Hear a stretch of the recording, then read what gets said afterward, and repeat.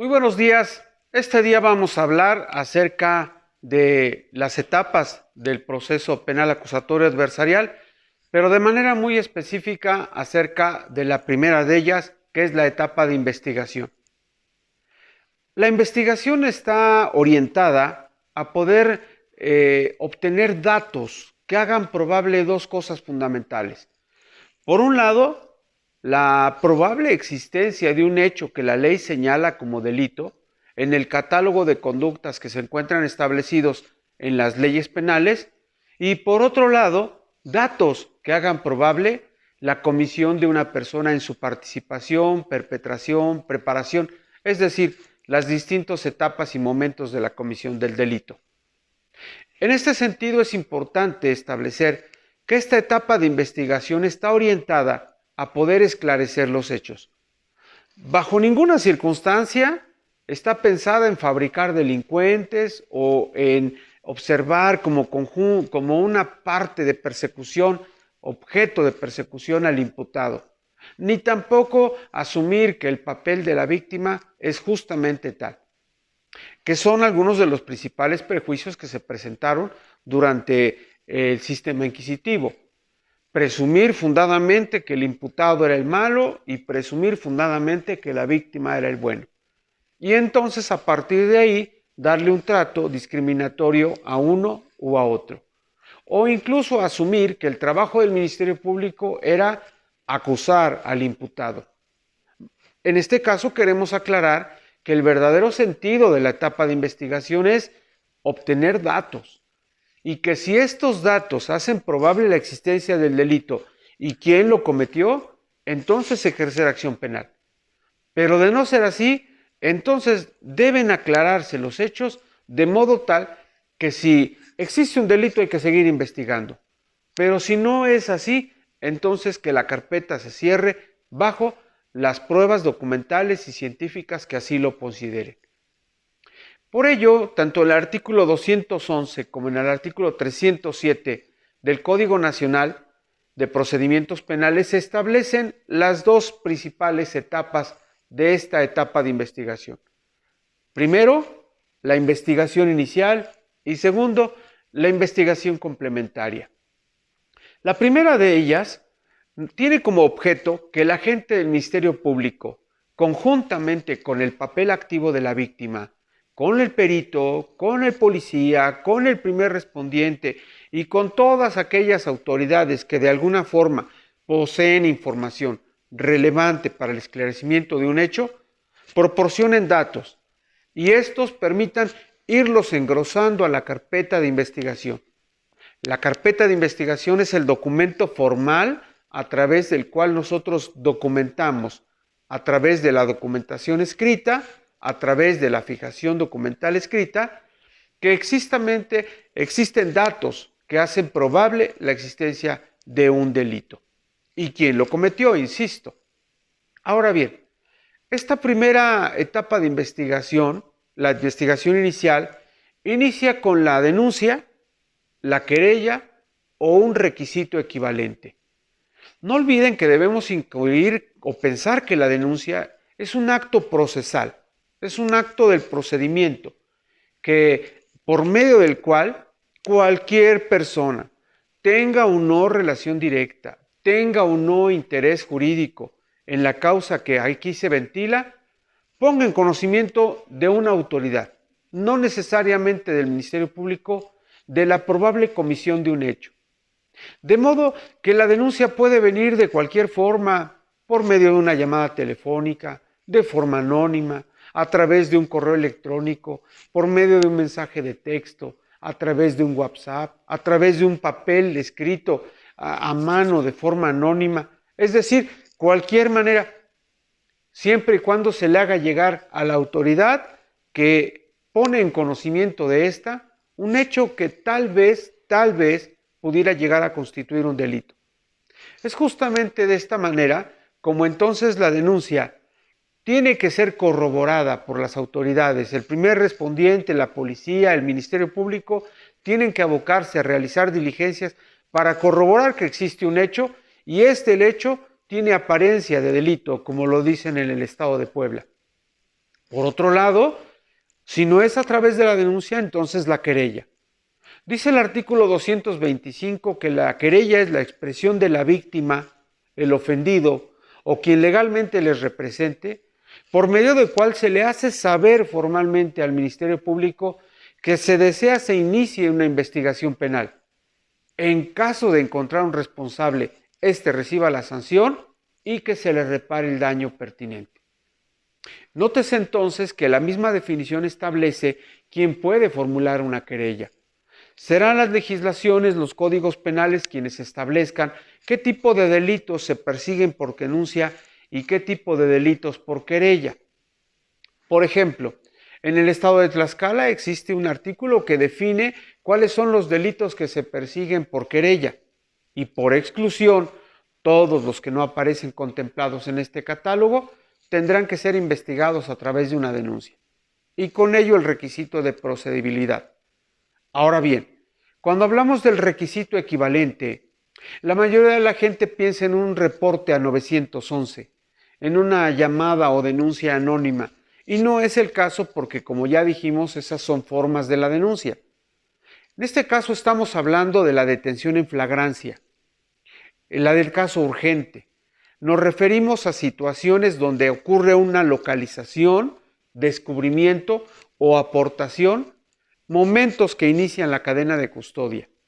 Cuando sea a través de la flagrancia o a través de estos tres momentos, es posible que a estos les llamemos el requisito equivalente, es decir, cumple las veces de la denuncia o de la querella.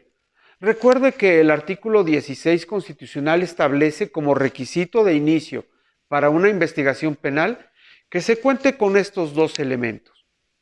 Ahora, este es el momento de su inicio. La investigación inicial concluye cuando el agente del Ministerio Público determina, y cuando digo determina no solo me refiero a un verbo, sino al acto procesal a través del cual ordena que se lleve a cabo la consignación ante el órgano jurisdiccional, que se judicialice, como se dice hoy en nuestro argot jurídico, que se lleve a cabo la investigación a otro nivel.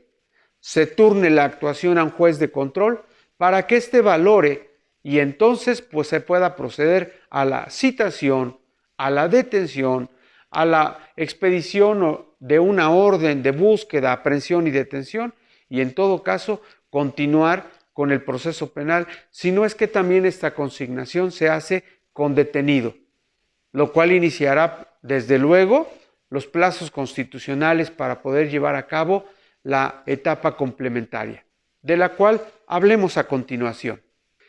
¿Qué se hace durante la etapa de investigación inicial? Pues uno, llevar a cabo actos de investigación. Como ustedes saben, los podemos dividir en aquellos que requieren control judicial establecidos en el artículo 252 o aquellos que no requieren tal control, artículo 251, ambos del Código Nacional. Por otro lado, también puede llevarse a cabo toda la serie de diligencias, entrevistas, inspecciones, cateos, arraigos o cualquier otro acto de investigación orientado a la integración de la carpeta, a poder esclarecer los hechos.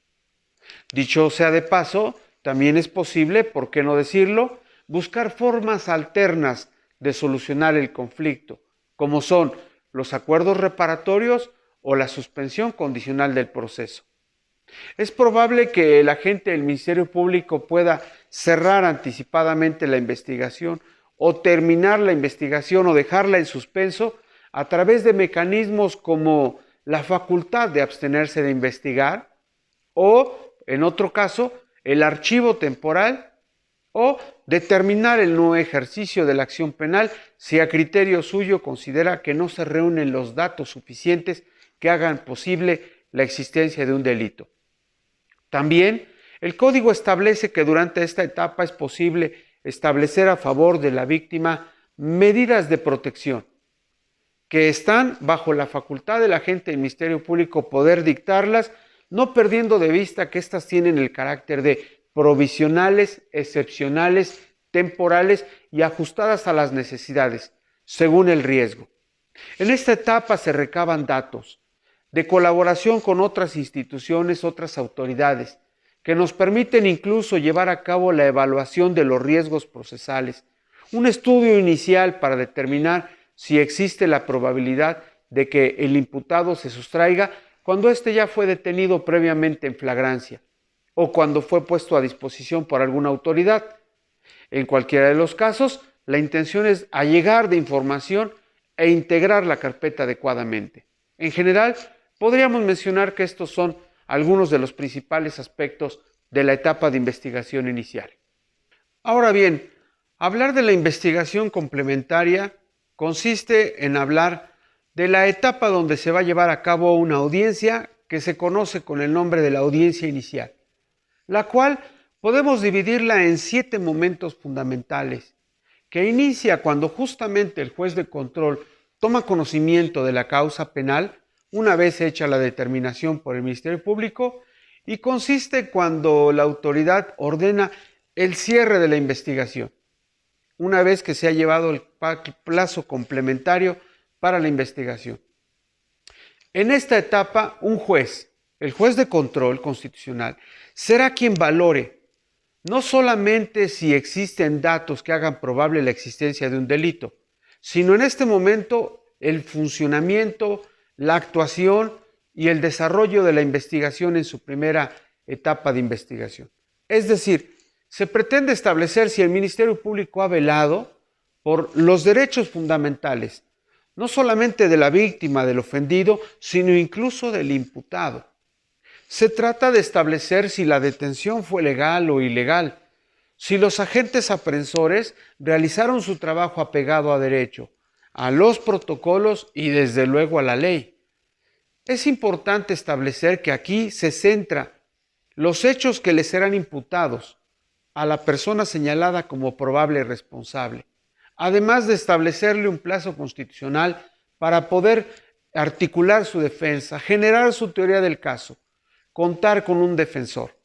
Además, es importante establecer que aquí se le vinculará o no a proceso. Se establecerán las medidas cautelares si es que se intenta disminuir la presencia de los riesgos procesales. Y por otro lado, establecer un plazo de investigación complementaria que desde luego depende del tipo de delito según la penalidad que éste tenga para poderlo establecer en un plazo de 2 meses en el caso de que se trate de delitos cuya pena sea inferior a 2 años o de 2 a 6 meses, hasta 6 meses cuando se trata de delitos cuya penalidad sea mayor a 2 años. Quiero señalar que el artículo 307 de la ley del Código establece la regulación de esta audiencia. De ese artículo en adelante se establecerán cada uno de los momentos que en la misma se dan. Es fundamental que esta audiencia inicie cuando el juez de control se asegura de manera personal que la víctima es quien dice ser, que el imputado también, pero también que se ha llevado a cabo adecuadamente su individualización, que se ha llevado a cabo el aseguramiento del cumplimiento de sus derechos, de su integridad física, emocional, corporal, familiar, etc. No puede iniciar la audiencia si no están debidamente representadas la víctima o el ofendido a través de su asesor jurídico, quien por cierto es un abogado, y en el caso del imputado también a través de su defensor, que también debe ser abogado, licenciado en Derecho de profesión. Por otro lado, el agente del Ministerio Público ya puso a disposición una carpeta previamente. Una vez llevado a cabo eso, se va a revisar en un primer momento la detención. Significa que para este proceso penal es muy importante establecer si la detención se llevó a cabo bajo los procedimientos que la ley establece, que no se excedió la autoridad en los límites que le establece el protocolo o la ley, y que a una persona se le detuvo porque la ley establece precisamente las hipótesis para poder hacerlo. Calificaremos la figura de la flagrancia.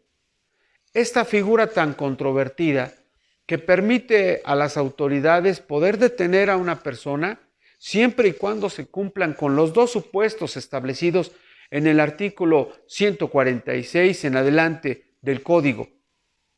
Calificada la legalidad o no legalidad de la detención, es probable que la parte acusadora a través del Ministerio Público formule la imputación, que es un señalamiento concreto de los hechos que se le atribuyen al imputado. Y cuando me refiero a estos hechos, me estoy refiriendo al tiempo, modo, lugar y circunstancias en las que supuestamente cometió esta conducta. ¿Cómo es que esta conducta clasifica o se amolda a la ley penal y puede corresponder con los hipotéticos establecidos para la comisión de un delito? ¿Cuál fue el grado de participación, de autoría e intervención que tuvo el imputado o los imputados? Así como también establecer quiénes son las personas que pueden atestiguar estos hechos, los datos de prueba con los que se cuenta para poder sustentar esta imputación y desde luego poner en conocimiento del imputado todo ello para que pueda formular su teoría del caso y en su momento, y si así lo determina, establecer su defensa. Dicho lo anterior, en este momento el juez de control le previene al imputado, una vez que le han hecho saber la imputación, que tiene hasta 3 posibilidades distintas para poder resolverse respecto de su vinculación o no a proceso. Una, si desea renunciar al plazo constitucional de 72 horas que la ley le concede para tal efecto, si es que en su teoría o estrategia de defensa así se amolda a sus intereses. En un segundo momento o en un segundo caso, si decide acogerse al plazo constitucional de las 72 horas. O, en un tercer momento, si por convenir hacia sus intereses y hacia su estrategia de defensa, su teoría del caso, decide solicitar la duplicidad del término, de hasta 144 horas para poder formular su defensa. Tiempo durante el cual llevaremos a cabo el desahogo de pruebas ante el juez de control, que seguirán las mismas reglas que se siguen para la audiencia de juicio oral. Por otra parte, si es que es posible, se solicitará la imposición de alguna medida cautelar. Recuerde usted que en este momento la ley establece hasta 14 medidas cautelares distintas, siendo la más grave de estas la prisión preventiva, justificada u oficiosa, según sea el caso. En los recientes días ha ocurrido tesis jurisprudenciales que señalan la probabilidad que una persona, aún teniendo prisión preventiva oficiosa, pueda gozar de los beneficios de la libertad o la imposición de una medida cautelar distinta. Finalmente, se establecerá dictar o no la vinculación a proceso. Es decir, si el juez se pronuncia a favor de vincularlo a proceso o no vincularlo a proceso, si es que estos datos no fueron suficientes para acreditar la presunción de la comisión del hecho delictivo. Se abrirá un periodo que se llama investigación complementaria. En este periodo, la autoridad y la defensa podrán seguir investigando. 2 meses en el caso de los delitos cuya pena sea menor a 2 años y hasta 6 meses si es que la pena es mayor.